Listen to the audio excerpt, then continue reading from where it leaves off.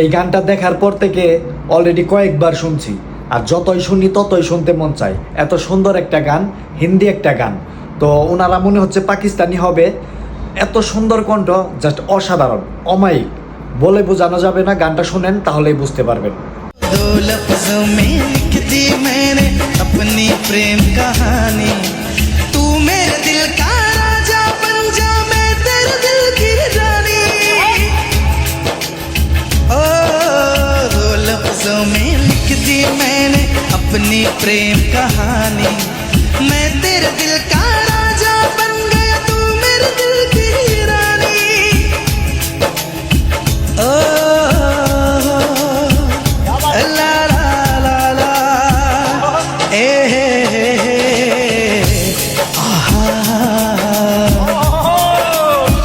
यही है और कहना क्या है।